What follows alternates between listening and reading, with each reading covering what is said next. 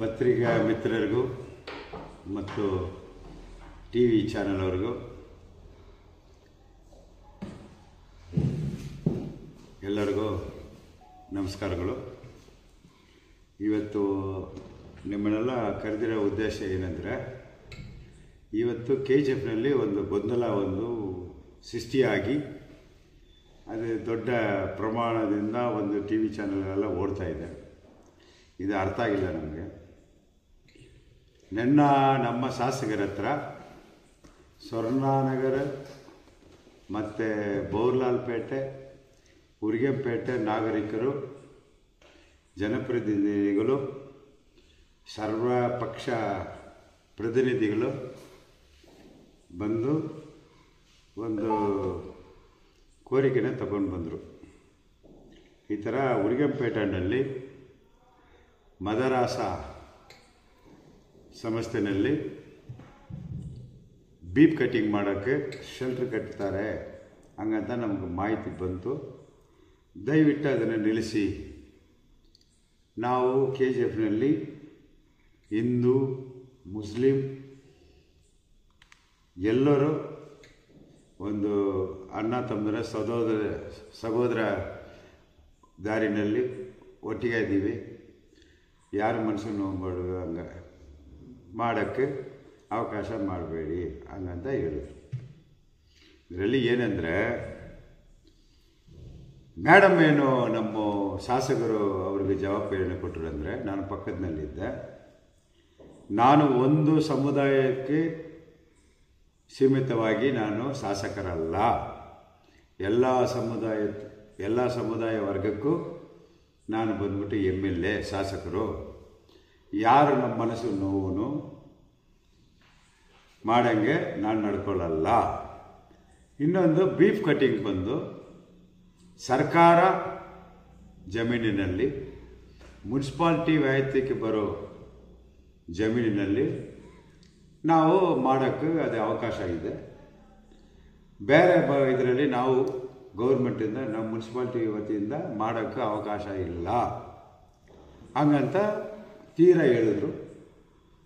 ಅದಕ್ಕೆ ಅವರು ಎಲ್ಲರೂ ಬಂದ್ಬಿಟ್ಟು ಸಮಾಧಾನವಾಗಿ, ಶಾಸಕರು ಭರವಸೆ ಮೇಲೆ ನಂಬಿಕೆ ಇದೆ ಹಂಗಂತ ನಮ್ಮ ಶಾಸಕರು KGFನ ಡೆವಲಪ್ ಮಾಡ್ತಾಯಿದ್ದಾರೆ. ಅದೇ ರೀತಿ ಯಾವ ತೊಂದರೆನೂ ಅವರು ಯಾರಿಗೂ ಕೊಡಲ್ಲ, ಯಾರ ಮನುಷ್ಯನೂ ನೋವು ಮಾಡಲ್ಲ, ಉಂಟು ಮಾಡಲ್ಲ ಹಂಗೆ ಅಂದ್ಬಿಟ್ಟು ಅವರು ಸಮಾಧಾನವಾಗಿ ಹೋದರು. ಆಮೇಲೆ ಇವತ್ತು ಒಂದು ಟಿ ವಿನಲ್ಲಿ ಹೇಳಿಕೆಗಳು ಕೊಟ್ಟಿರೋದು ನೋಡಿದೆ. ಏನು ನೋಡಿದೆ ಅಂದರೆ, ಅಲ್ಲಿ ಆ ಸಮುದಾಯ ಮೇಲೆ ಎರಡು ಸಮುದಾಯ, ಒಂದು ಸಮುದಾಯ ಮೇಲೆ ಒಂದು ಅಪಾರ್ಥನ ನೀವು ಮಾಡೋದು ಕೆಟ್ಟದು ಈ ಥರ ಹಂಗಂತ ಒಂದು ಹೇಳಿಕೆ ನೋಡಿದೆ. ಅದು ಏನಂದರೆ, ಅಲ್ಲಿ ಸ್ಲಾಟ್ ಹೌಸ್ ಕಟ್ತಾ ಇದ್ದಾರೆ ಹಂಗಂತ. ಒಂದು ಸ್ಲಾಟ್ ಹೌಸು ಕಟ್ಟಬೇಕಾದ್ರೆ ವಿತೌಟ್ ಮುನ್ಸಿಪಾಲ್ಟಿ ಪರ್ಮಿಷನ್ನು ವೆಟ್ನರಿ ಡಾಕ್ಟರ್ಸು ನಮ್ಮ ಮುನ್ಸಿಪಾಲ್ಟಿ ಸಿಬ್ಬಂದಿ ಹೋಗಿಲ್ಲ ಅಂದರೆ ಅದು ಕಟ್ ಮಾಡೋಕ್ಕೆ ಅವಕಾಶನೇ ಇಲ್ಲ. ಇವಾಗ ಅವರು ಪ್ರೈವೇಟ್ನಲ್ಲಿ ಬಂದ್ಬಿಟ್ಟು ನಾವು ಹೋಗೋಕ್ಕೆ 100% ನಾವು ಹೋಗೋಕ್ಕೆ ನಮಗೆ ಹಕ್ಕಿಲ್ಲ, ಹೋಗಲೂಬಾರ್ದು. ಇದು ಏನಂದರೆ, KGF ಚೆನ್ನಾಗಿದೆ, ಒಳ್ಳೆ ಡೆವಲಪ್ಮೆಂಟ್ ಆಗ್ತಾಯಿದೆ ಅಂಥ ರೀತಿಯಲ್ಲಿ ಇದರಲ್ಲಿ ಗೊಂದಲ ಸೃಷ್ಟಿ ಮಾಡಬೇಕು ಹಂಗಿಂದ ಒಂದೇ ಒಂದು ವಿಷಯದಲ್ಲಿ ಅವ್ರ ವರ್ಗನೇ ಅವ್ರನ್ನ ಒಬ್ಬರ ಮೇಲೆ ಒಬ್ಬರು ಎತ್ತಾಕೊಳ್ತಾ ಇದ್ದಾರೆ. ಇದಕ್ಕೂ ನಮಗೂ ಸಂಬಂಧ ಇಲ್ಲ. ಅಲ್ಲಿ ಮದ್ರಾಸಾಗೆ ಬಂದ್ಬಿಟ್ಟು ಶಾಸಕರು ಭಾಳ ಕೆಲಸ ಮಾಡಿಕೊಟ್ಟಿದ್ದಾರೆ. ಕಾಂಪೌಂಡ್ ವಾಲ್ ಕಟ್ಟಿಕೊಟ್ಟಿದ್ದಾರೆ, ಒಂದು ಹೈಮಾರ್ಟ್ಸ್ ಕಟ್ಟಿಕೊಟ್ಟಿದ್ದಾರೆ, ಏನೋ ಒಂದು ಕಮ್ಯುನಿಟಿ ಹಾಲ್ ಬೇಕು, ಯಾವುದೋ ಒಂದು ಇದು ಬೇಕು ಹಂಗಂತ ಅವ್ರ ಹತ್ರ ಕೋರಿಕೆ ಇಟ್ಟಿರ್ತಾರೆ. ರೋಡ್ಸ್ ಬೇಕು ಹಂಗಂತ ಎಲ್ಲ ಸಮುದಾಯಕ್ಕೆ ಮಾಡಿಕೊಡೋ ಥರ ಮೇಡಮ್ಮು ಅವ್ರಿಗೂ ಮಾಡಿಕೊಡ್ತೀನಿ ಅಂತ ಭರವಸೆ ಕೊಟ್ಟಿರ್ಬೋದು. ಅದರಿಂದ ನಾನು ಕ್ಲಿಯರಾಗಿ ಹೇಳ್ತೀನಿ, ನಮ್ಮ ಮುನ್ಸಿಪಾಲ್ಟಿಯಿಂದ ನಮಗೆ ಶಾಸಕರಿಗೂ ನಾವು ಭರವಸೆ ಕೊಡ್ತಾ ಇದ್ದೀವಿ. ಯಾವುದೇ ಕಾರಣಕ್ಕೂ ಅಲ್ಲಿ ಶೆಲ್ಟ್ರು ಹಸು ಸ್ಲಾಟರ್ ಹೌಸು ಮಾಡೋಕ್ಕೆ ಅವಕಾಶ ಇಲ್ಲ. ಅದನ್ನು ಬಂದ್ಬಿಟ್ಟು ಒಂದು ಸಮುದಾಯ ಭವನ ಏನು ಅಲ್ಲಿ ಕಟ್ತಾ ಇದ್ದೀರಂತ ನಮಗೆ ಮಾಹಿತಿ. ಇವಾಗ ಇವ್ರನ್ನ ಗೊಂದಲ ಮಾಡೋ ದೃಷ್ಟಿ ಮಾಡೋದು ಇದು ತಪ್ಪು. ನಾನು ಕ್ಲಿಯರಾಗಿ ಹೇಳ್ತೀನಿ, ನಮಗೆ ಸ್ಲಾಟರ್ ಹೌಸರು ಮಾರ್ಕೆಟಿಂದ 2013ನಲ್ಲಿ ರಾಜೇಶ್ ಕ್ಯಾಂಪ್ನಲ್ಲಿ ಕೊಟ್ಟಿದ್ದಾರೆ. ನಾನು ಕ್ಲಿಯರಾಗಿ ಹೇಳ್ತೀನಿ ಇನ್ನೊಂದು ಸತಿ, ನಮ್ಮ ಶಾಸಕರ ಉದ್ದೇಶ ಪದೇ ಪದೇ ಪದೇ ಪದೇ ಬಿ ಪಿ ಅಂತ ಪ್ರಾಬ್ಲಮ್ ಬರ್ತಾನೆ ಇದೆ. ಅದಕ್ಕೆ ಒಂದು ಪರ್ಮನೆಂಟ್ ಸೊಲ್ಯೂಷನ್ ಮಾಡಬೇಕಂತ ನಮ್ಮ ಜಾಗ ಹುಡುಕ್ತಾ ಇದ್ದೀವಿ. ಇನ್ನೊಂದು ನಮ್ಮದು ಶಟ್ರ್ ಬಂದ್ಬಿಟ್ಟು ನಮ್ಮ ಕೊಯ್ಯೋದು ನಮ್ಮ ಶಟ್ರ್ ಬಂದ್ಬಿಟ್ಟು ಅಲ್ಲಿದೆ, ಎಲ್ಲಿ ರಾಜೇಶ್ ಕಂಪ್ನಿಯಲ್ಲಿ. ಅದೇನಾದರೂ ರಿನೋವೇಷನ್ ಮಾಡಿ ದೊಡ್ಡದು ಮಾಡೋದು ಇಲ್ಲ, ಅಥವಾ ಯಾರಿಗೂ ಯಾವ ವರ್ಗಕ್ಕೂ ಯಾವ ಜನಗಳಿಗೂ ತೊಂದರೆ ಇರೋ ರೀತಿಯಲ್ಲಿ ಒಂದು ಪರ್ಮನೆಂಟ್ ಸೊಲ್ಯೂಷನ್ ತಗೊಂಡು ಇದು ಜಾಗ, ಸರ್ಕಾರಿ ಜಾಗ ತಗೊಂಡು ಅದರಲ್ಲಿ ನಿರ್ಮಾಣ ಮಾಡಿಕೊಡ್ತೀವಿ ಅಂತ ನಮ್ಮ ಮೇಡಮ್ ಉದ್ದೇಶ. ನಮ್ಮ ಉದ್ದೇಶನ ಅದೇ. ವಿತೌಟ್ ಮುನ್ಸಿಪಾಲ್ಟಿ ಪರ್ಮಿಷನ್ ಪ್ರೈವೇಟ್ ಅವ್ರು ಕೂಡ ಮಾಡೋಕ್ಕೆ ಆಗಲ್ಲ. ಮುನ್ಸಿಪಾಲ್ಟಿ ಪರ್ಮಿಷನ್ ಕೊಟ್ರೇ ಪ್ರೈವೇಟ್ ಅವರು ಮಾಡೋಕ್ಕೆ, ಆದರೆ ಪ್ರೈವೇಟ್ನಲ್ಲಿ ಮಾಡೋಕ್ಕೆ ನಮ್ಗೆ ಅವಕಾಶನೇ ಇಲ್ಲ. ಇದು ಬಂದ್ಬಿಟ್ಟು ಸೃಷ್ಟಿ ಮಾಡಿ ಇದನ್ನೇ ಬಂದ್ಬಿಟ್ಟು ದೊಡ್ಡದು ಮಾಡ್ತಾ ಇದ್ದಾರೆ. ದಯವಿಟ್ಟು ಇದನ್ನೇ ಇವತ್ತಿಗೆ ಪುಲಿ ಸ್ಟಾಪ್ ಇಡಿ ಹಂಗಂತ ನಿಮ್ಮನ್ನ ನಾನು ಕನಿಕರ ಅಂತ ಕೇಳ್ತಾ ಇದ್ದೀನಿ. ನಂಬೇಡಿ, ಯಾರು ಅಲ್ಲಿ ಬರೋದಿಲ್ಲ. ಭರವಸೆ ಕೊಟ್ಟಿದ್ದೀವಿ, ಮೇಡಮ್ ಅವರು ಭರವಸೆ ಕೊಟ್ಟಿದ್ದಾರೆ. ನಮ್ಮನ್ನೇ ಓವರ್ಟೇಕ್ ಮಾಡಿ ಇದೆಲ್ಲ ಬಂದ್ಬಿಟ್ಟು ಸುದ್ದಿಗಳು ಬೆಳೆಸೋದು ಸರಿ ಇಲ್ಲ. ಇದು ಶಾಸಕರು ಒಳ್ಳೆ ಡೆವಲಪ್ಮೆಂಟು, ಒಳ್ಳೆ ಹೆಸರು ಬರುತ್ತಂತ ಅವ್ರ ಹೆಸರಿಗೆ ಕಲಂಕ ಮಾಡೋಕ್ಕೆ ಕೆಲವರು ಮಾಡ್ತಾ ಇದ್ದಾರೋ ಏನಂತ ನನಗೆ ಗೊತ್ತಿಲ್ಲ. ಬಟ್ ನಿಜ ಅಂಶ ಇದೆ ಅಂತ ನಿಮಗೆ ನಾನು ತಿಳಿಸೋಕ್ಕೆ ನನ್ನ ಕರ್ತವ್ಯ. ನಿಮಗೆ ಯಾವುದಾದ್ರೂ ಒಂದು ಸುದ್ದಿ ಹರಳ್ತಾ ಇದ್ದರೆ ಅದಕ್ಕೆ ನಾವು ಉತ್ತರ ಕೊಡೋದು ನಮ್ಮ ಕರ್ತವ್ಯ ಅಂತ ನಿಮ್ಮನ್ನೆಲ್ಲ ಕರೆದು ಉದ್ದೇಶದಿಂದ ನಾನು ಕೊಟ್ಟಿದ್ದೆ.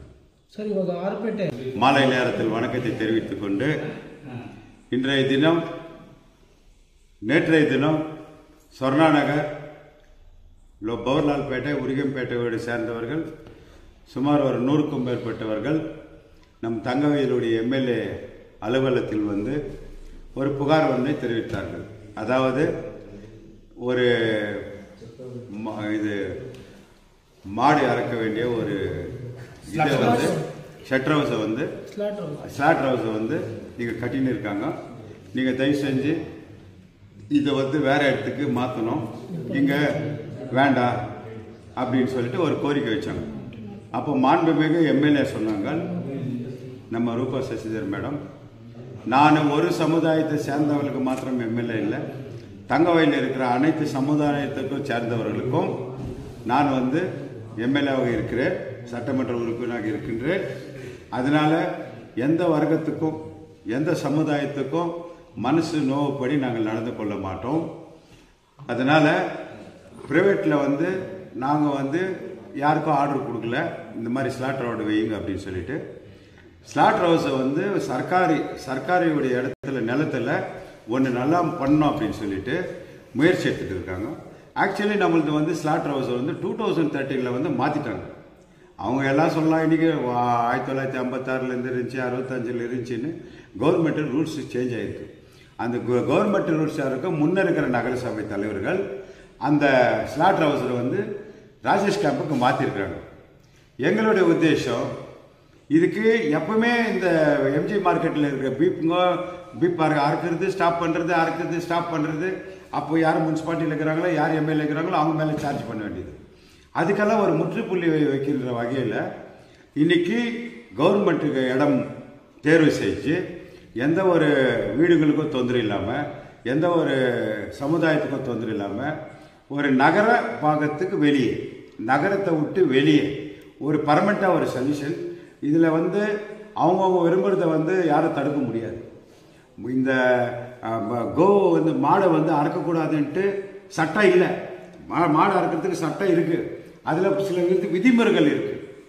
கண்ணுக்குட்டிங்களாம் அறக்கக்கூடாது, எபோ 6 இயர்ஸ் 7 இயர்ஸுக்கு மேலே அறுக்கணும், எத்து கோனே வெட்டினரி, அதாவது கால்நடை மருத்துவர்கள், அந்த மருத்துவர்கள் வந்து சர்டிஃபிகேட் பண்ணி அதுக்கு வந்து நீங்கள் ரூல்ஸு பிரகாரம் நீங்கள் வந்து விற்கணும்னு சொல்லிட்டு நம்ம நியாயமானம் இருக்குது.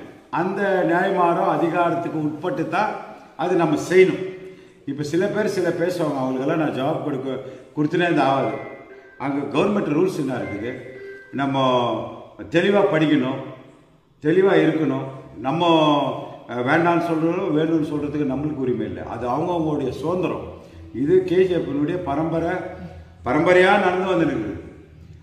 இந்த விஷயத்தில் மேடம் அவர்கள் கண்டிப்பாக அந்த இப்போ என்ன இந்த நம்ம முஸ்லீம் சகோதரர்கள் இன்னைக்கு மோதிக்கொண்டு இன்னைக்கு என்னென்ன வந்து ஸ்டேட்மெண்ட் கொடுக்குறாங்களோ அதுக்கு எங்களுக்கு சம்மந்தமே கிடையாது.